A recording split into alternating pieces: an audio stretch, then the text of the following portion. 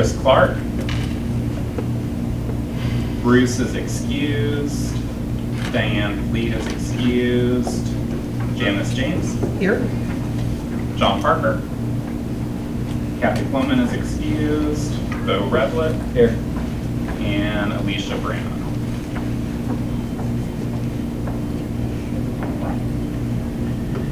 The next we'll go ahead and do welcome and introductions. I'll start us off. I'm Jeff Herron, the Homelessness Prevention Manager with LFUCG's Office of Homelessness Prevention and Intervention. I'm Marissa Webb and I'm the Continuum of Care Coordinator. Hi, I'm Joy Andrade and I'm on the HPI board. I'm Bo Revlett, HPI board. Janice James, HPI board. Erica Dominguez with Lexington Rescue Mission. Ashley Faulkner with Fayette County Public Schools. David Shad with the Hope Center. Whichever way would I go, that way or this way? Go. Okay, Lori Clemens, Arbor Youth Services. Charlie Later, Commissioner of Housing and Community Development. Mark Crosby, Fair Housing. Anita Nellums, BCTC. I'm Jordan. I work in Community Development. Dave just a concerned citizen. I'm Allison Compton, I'm Friend House 17. I'm David Rigsby, NAMI Lexington. Julie Joseph, NAMI Lexington. Christina Ellison, New Beginnings Bluegrass. Dylan Shell, New Vista.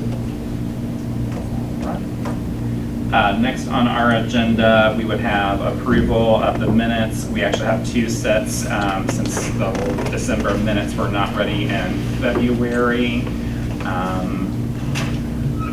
I'm open if there's any discussion around corrections to the minutes. Otherwise, I would just need a motion to approve. That's a full membership vote, not from anyone. I'll do that. I'll second.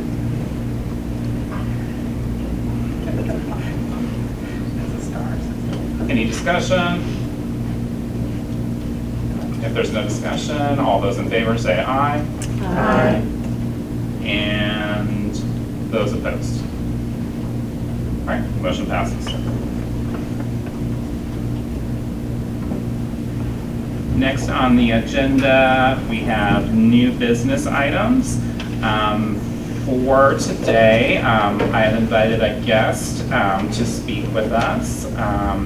And we also have some discussion around lived experience engagement. We're going to tackle that one first, and then have Ashley Faulkner, our guest from Fayette County Public Schools, speak. So Bo, I'll go ahead and let you take the lived experience engagement. Great, thanks.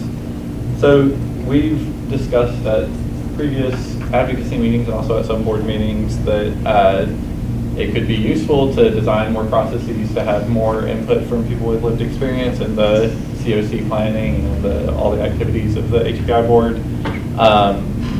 And also, I know one point that Jeff has shared is that increasingly HUD applications are giving weight to the level of input from people with lived experience. And so I've had some conversations with Jeff about what this could look like, and Jeff has shared that we would likely be able to offer some money to be able to compensate people with lived experience to do this, and that money, I think it's currently unclear whether it would come from some extra money from COC planning grant or from potentially from ISSH, but I can let Jeff share more details on that.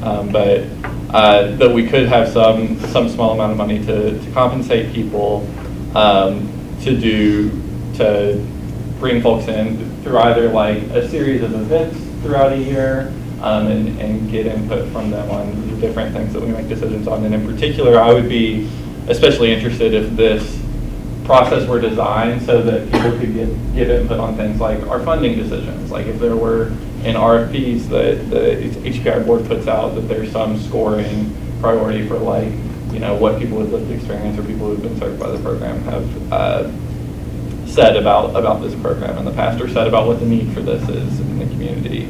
And also like things like our COC standards for shelters and RRH and PSH and things like that. I think it would be really good to have a direct mechanism, continuing ongoing mechanism where people with lived experience know that they can show up and get compensated to give input into these like policy level things. And so I think at today's meeting, just wanted to kind of open the conversation up a little bit to get people's thoughts on, one, like if those sound like the kinds of things that we should be getting input on, and two, like what kinds of like events or processes do folks think would be best for actually engaging people in a meaningful way, in a way that people will show up for. It would be nice if we could engage people to like come to this, particularly like this meeting. That's kind of hard. I think it is intimidating for a lot of people, so I don't know how easy that is, but even if there's another group, like maybe having a representative or a couple representatives from that larger group coming to this, just so they can have some input. But I think that's a very good idea, though. You'd be more likely to come to the meeting. Yeah, that's Right. sure. I know the HPI, the data integrations is meeting at the Hope Center. Mhm. I'm not sure where performance is, because I don't go to that. It's also a meeting at Don Ball Campus Center. Well, so that would be a less intimidating environment for somebody to attend the meeting. And I can say that as far as this committee and our board meetings go, I have been advised that at some point, this room is going to undergo some renovations for audiovisual equipment that may displace us. I've not been given any kind of timeline or firm dates. But as long as we were to publish changes, we could move to potentially relocate one of these meetings in the future. One of the things that I would go back to is, obviously we also recently had the racial equity analysis report, which also encouraged us to increase, even though we've already been discussing since last summer, and the supplemental NOFA to address unsheltered homelessness, that we know that this is an area we want to make improvements upon.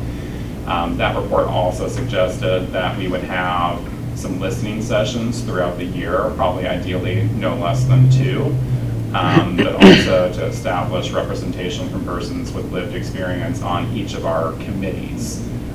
So we do have a board member, obviously, who sits on the board with lived experience, but we really don't want to rely on one person as the voice for the entire population of those with lived experience. So one thing that Bo and I had discussed was, I think in terms of listening sessions, it would probably be best for us to kind of start small. I think that report had suggested a minimum of 2 sessions throughout the year. We had talked about, in terms of funding priorities for Innovative and Sustainable Solutions Fund, that was an area we were comfortable putting some funds behind. I've also learned that we're able to use COC planning funds to engage persons with lived experience. We can also use that to compensate them, so long as it's in compliance with the subrecipient LFUCG, our procurement policies, then we would be able to utilize that. And typically there's a little bit of wiggle room with those funds. We could probably carve out a small amount from that source, and if we need to, we can also tap into Innovative and Sustainable, as the board's already indicated that's something that they would approve.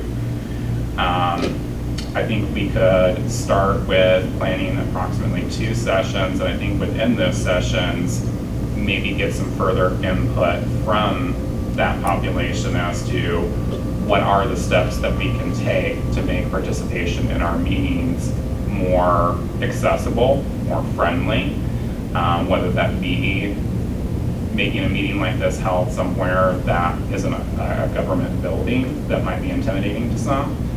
And again, we would have some mechanisms that we could compensate for participation, still exploring exactly what our options would be there.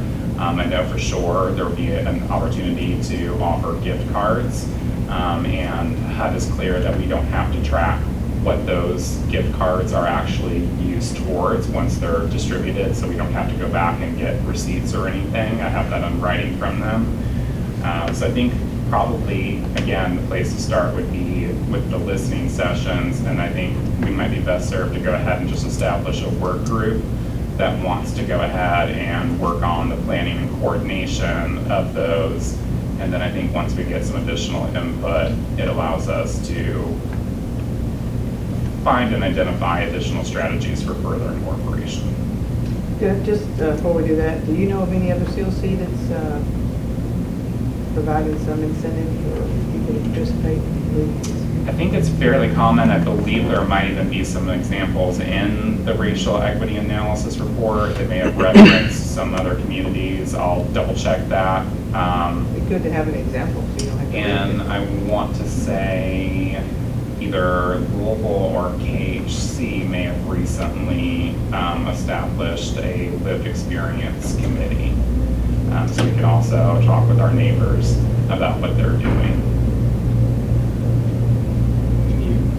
Can you use CLC funds to buy food, or is that something, like we can get donations for that? I'm sorry, I have the hard time hearing. Can we use the CLC funds for like buying food for those meetings, or is that something, I mean, we could probably get donations for that if not. I think we have some different strategies that we can explore there. I think we might be better served to use innovative and sustainable solutions funding for food purchase, just because I think we'd have a little bit more flexibility. I know that HUD has stated that we can use it for stipends to those that are engaged in the planning process. Sometimes they can be a little bit more difficult to work with for other purchases.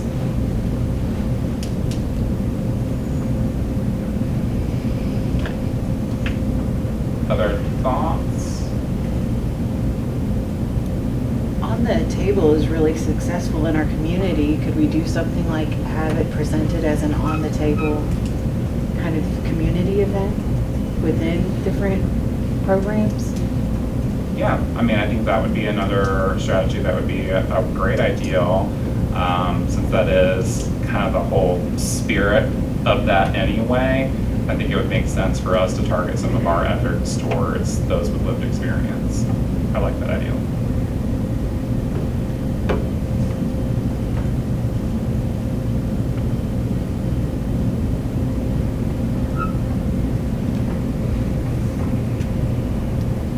Since it doesn't seem like we have a lot more to say, I'm glad to give more time for the discussion. If not, I think then, Bo, you might want to make a motion to establish a work group or ad hoc committee. Yeah, I'd make a motion to establish a work group. Can I get a second? I second it. Any further discussion before we vote? No, but should we, before we vote, see if people are willing to serve? See if you have enough people willing to participate? We have such, We can, yeah. I don't know, really, if I should, Bo, you're taking, probably taking lead and then you off the side, so probably good people, but I just didn't know if there were other people. Huh? I'd be a part of it. There you go. So I guess we can vote then, there's 3 points. Great. All right. Then at this time, all those in favor, say aye. Aye. All those opposed? All right, the motion would pass. I will, anybody else want to go ahead and express their interest? I'll send this out to the listserv with the availability poll. But I'd be glad to go ahead and make sure if there's somebody's down on the contact list that I include them. Maybe not necessarily me, but we Okay. like to do more. Yeah, same here. Have somebody on. Yeah. Have somebody in mind.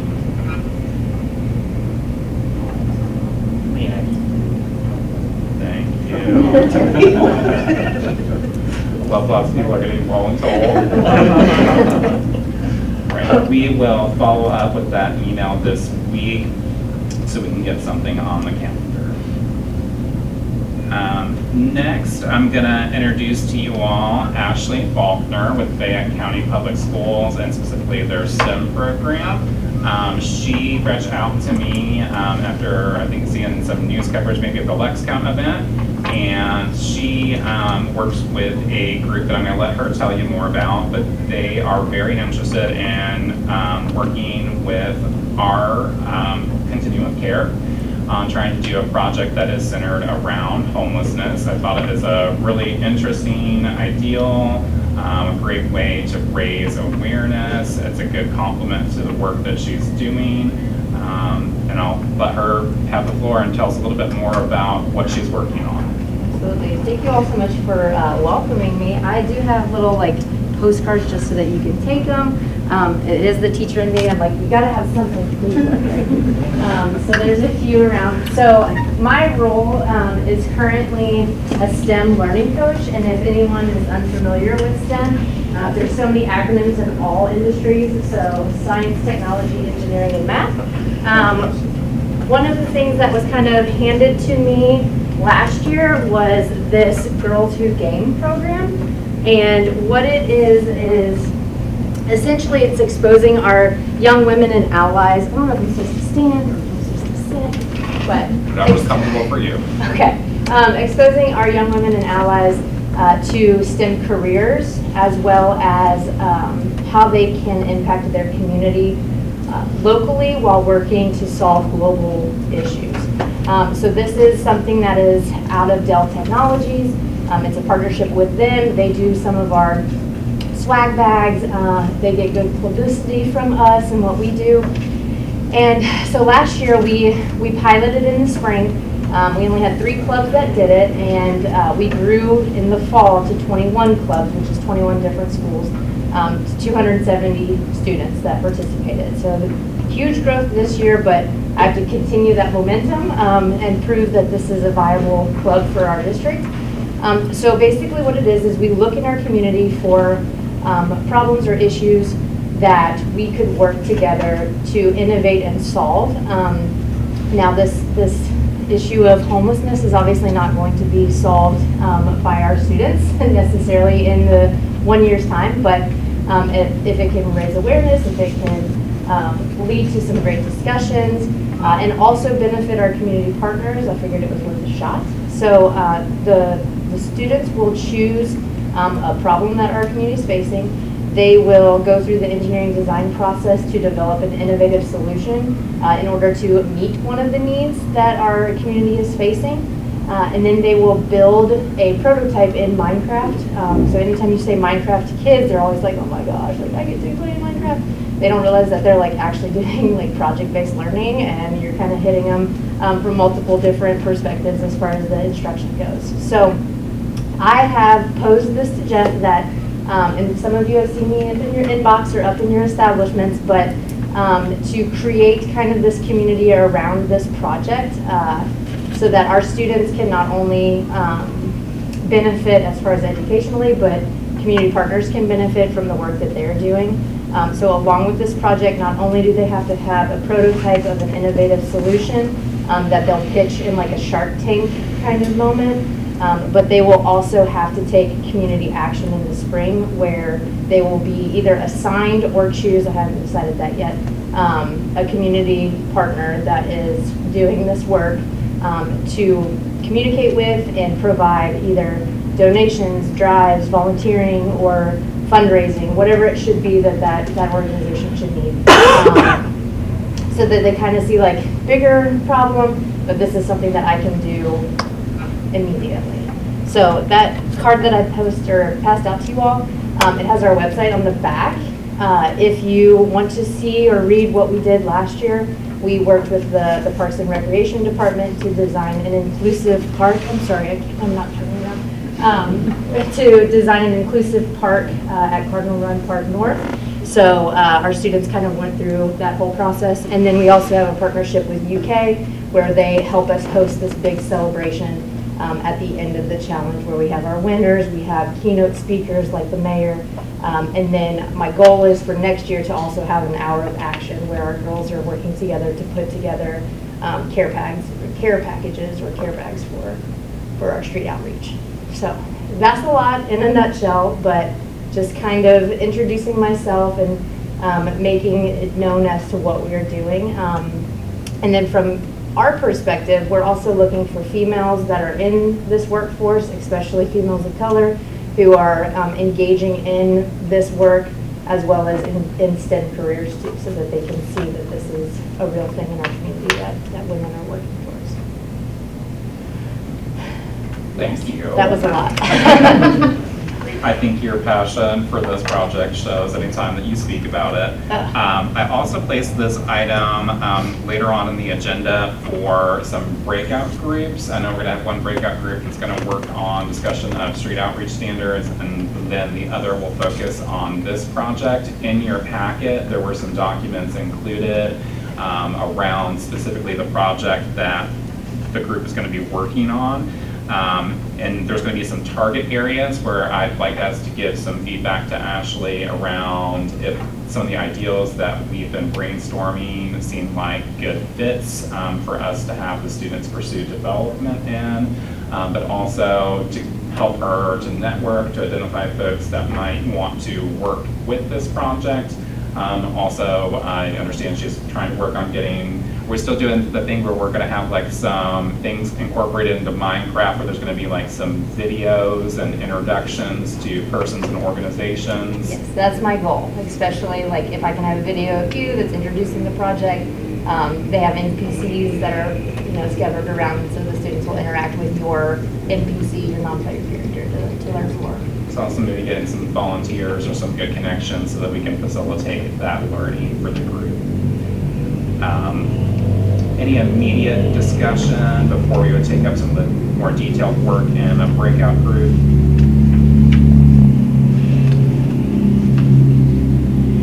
I love it. I'm excited I could be a shark. Right?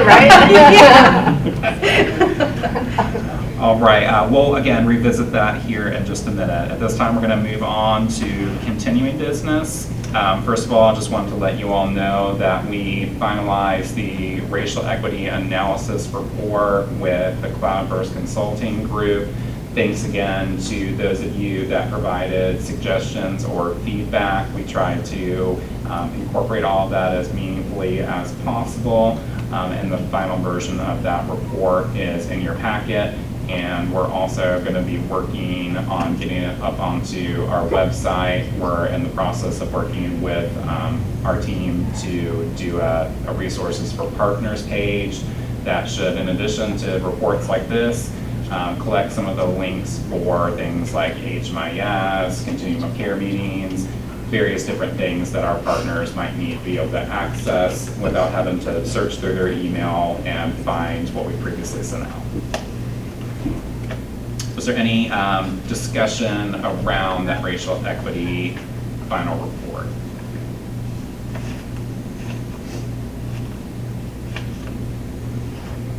All right, if not, I'm going to turn it over to Marissa for an update on program standards. So we have two program standards that are within our agenda. The first, which I'm just going to talk about real briefly because it'll be a part of our breakout group, is our street outreach standards discussion. Our street outreach teams and those supervisors, we've met multiple times in the past couple of weeks to talk about exactly what those street outreach standards should look like, what should be encompassed in those standards, with, again, the reminder that these standards are our floor, not our ceiling, and that this is kind of the baseline of what folks should experience when they interact with our street outreach teams. And the differences between engagement, encampment, and kind of like ongoing case management for those folks.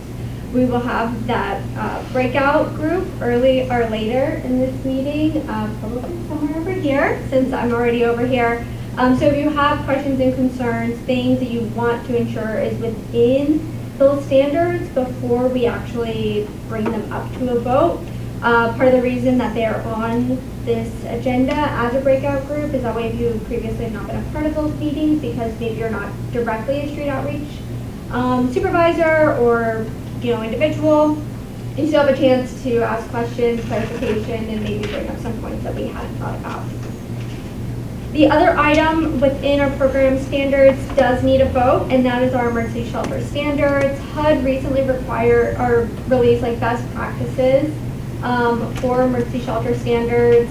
Within those emergency shelter best practices, they did not talk about, within an emergency weather situation or expanded capacity. And I know that was a topic of discussion last time and how exactly we navigate that. Some of the concerns I heard were regarding safety. How do we ensure that all individuals, even as our shelters reach that expanded capacity, are safe within the shelter, while also not limiting our shelters to specific numbers potentially for how many individuals can be within a certain room, things of that nature.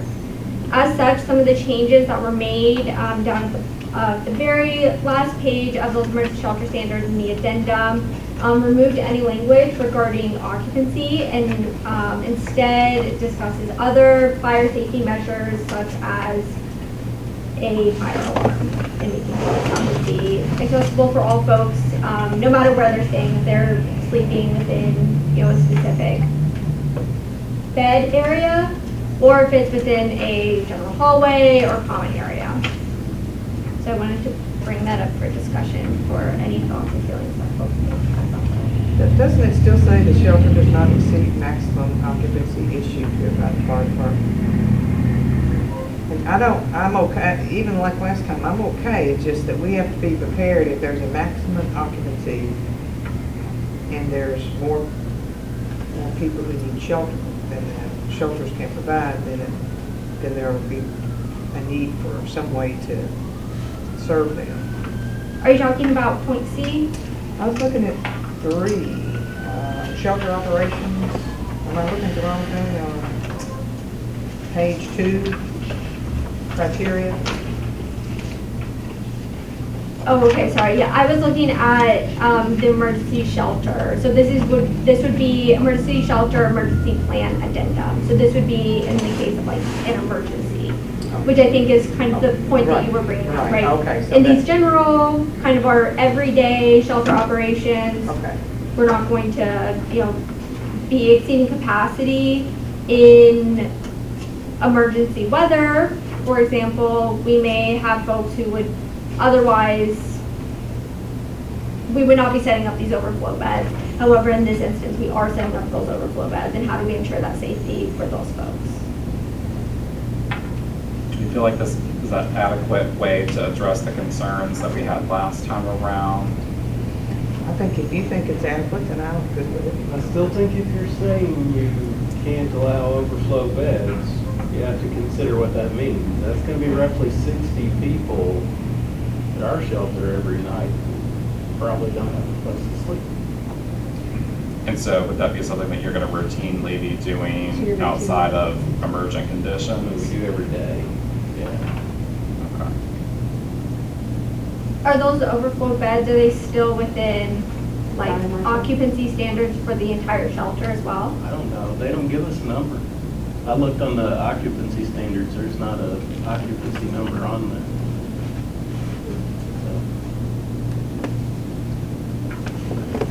Well, then you're not in violation. Well, right. If there's not a cap that's been provided to you, then I was you would be surprised that within it's okay. that guidance. Yeah. But yeah, so you have to, yeah, there's a cap. There's a cap. But it's just not on that, it's just not on that letter. I'm certain they but that, I mean, that definitely was an issue. When you're looking at, so we have 120 beds. Well, Definitely more than 120 people. and I think you made a motion the last meeting that we determine what the occupancy is for every shelter. Do I recall that correctly? It should be in the minutes, which would put a number. So before that's the only thing is we need to be prepared to deal with whatever we're putting in place. If we're going to put it in place, we need to be prepared to deal with it when it's. So the only point I was making before and maybe nobody will ever pay attention to it if we don't need to be prepared.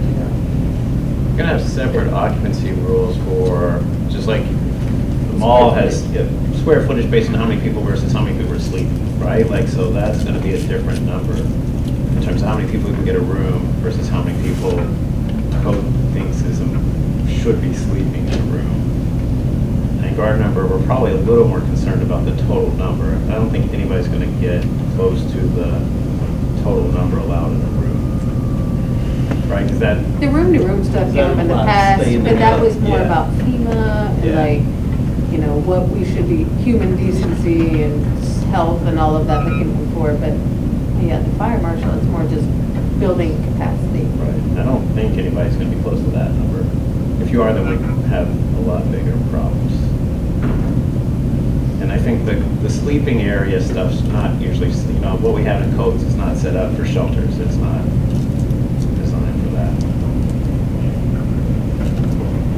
So yeah, the number should probably be high. So it could be a moot point, like, I think it's just something we don't know.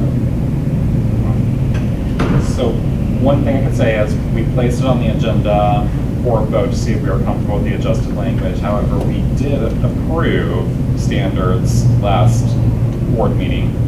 So we have the option of proceeding with the vote, or we could, since we already have shelter standards in place, delay any vote and Marissa can have some further discussion with their shelter providers to further explore any concerns that they have. Now I'm imagining New Salvation Army, you know, I would imagine they have the same concern. I would think your two shelters are probably going to be the ones that are going to have the most concern around this subject, because obviously you deal with the largest populations. So we would be glad to continue the discussion if that's what we feel like is the right move at this time. I think it's worth exploring. Speaking for myself, like, I think it's worth exploring, just to see if it's something we should be concerned about. So then I think we'll have an easier time reaching you than we will establishing, because I know there's been some change in leadership in the Salvation Army. We're still kind of in the process of getting connected with the teenagers. We'll work on trying to set something up so that we can continue that discussion. And that is all I have about I'm just going to give an update next on IDs for those experiencing homelessness. So probably a lot of you have already seen, and we've shared via social media, that House Bill 21 has passed. So that's great news. In the meantime, it's not really going to take effect until 2025. So that means that we're going to be operating under current policies until that time. Recently, the board had approved use of funds towards IDs. We started by trying to provide access to IDs for residents of the Safe Harbor warming shelter, knowing that their time there was going to be coming to an end, try to facilitate housing options with access to IDs. That was a way that we were able to pilot that program with the state and kind of work through that process. They're a little slow sometimes on getting me receipts, but otherwise we've had success with that program, and I'm now slowly bringing other organizations in. As a reminder, if they have had a state ID in Kentucky previously, we likely would not require a social security card and a birth certificate, because that can probably be identified within the state system. Those that would be from out of state, never having a Kentucky state ID, it's going to be more challenging. They're still going to have those documents. But we are working on, again, expanding Community Action Council, which Marty, I've got some for you. I've got to make sure you get those before you leave. Has started sending us some referrals, and we have some additional funds that are still available. So I would like to start with our shelters and our street outreach organizations. Again, as a reminder, what you would be obligated to do is use your agency's address as the individual's mailing address on their ID. It's also going to be where the physical ID is mailed to once it's printed. And then for each individual, I would just need some information to incorporate into a form letter. You'd need to provide me with a photo so they can match the individual to the letter, their legal name, social security number, date of birth, and then race and gender, again, just to verify that it is the correct individual. I would print out and sign that letter, and the individual would sign the letter, take it to the local office. and they would receive their ID in the mail, and the cost would be charged to my office. So we presently have over half of the money that the HBI board had voted to use for this purpose out of our 22 ARPA funds. And we had also identified this as a funding priority to put some additional funds for fiscal year 24 behind. So we'll get some additional funds very soon for that purpose. The one thing I'm gonna kind of just note is for those agencies that participate, do encourage individuals to timely try to get that letter to the local office. One thing I've seen is that some individuals are not doing that very quickly, and that's just going to make it difficult for us to keep a pretty accurate figure as how much funds that we have remaining. Also, there's going to be some times, like as we get into the end of the fiscal year, where my Pro card may be temporarily unavailable, and that can just cause a logistical issue. But if there's other shelters or street outreach providers that would want to go ahead and establish using their agency address and helping persons get access, just reach out to me and I'm glad to facilitate that. Would there be any questions or discussion around state IDs? Will that change a lot when that goes into effect? I have to review fully what the final version of that bill was to be certain. I know at one point there was some discussion about wanting to reduce the cost. I don't think that made it into the approved bill. I think it's still at the same cost. I think it's just going to be the additional flexibilities, like for example, that youth might not necessarily have to have a parent to gain access to an ID if they're, I think, 16 or 17. And so there's just going to be some of those smaller flexibilities. I love the idea of making them free. We didn't get that. I was really hoping that happened. We can continue to advocate. Yeah. Other discussion? All right, next on the agenda was National Homeless Persons Remembrance Day. Last advocacy committee meeting, we had talked around establishing an event for this national day of acknowledgement of those that have passed away while experiencing homelessness, occurring on December 21st of each year as the longest night of the year. And we did get some interest from several different organizations. I sent out an availability poll, and we've established a Zoom meeting taking place, I believe, Monday, May 1st at 1 p.m. And hopefully I will see several of you there. I'm gonna go ahead and we'll just save any meaningful discussion we have for that planning meeting and let the subcommittee kind of carry that forward. But did want to announce that a meeting's been established. If you did not get those details through the listserv, let me know and I'll be glad to get that to you. So that brings us to the point of our breakout groups. Marissa's going to lead the breakout group for those that would like to discuss street outreach standards, and I'm going to join Ashley across the room for those that would like to participate or discuss the planning for her Lexington hand event.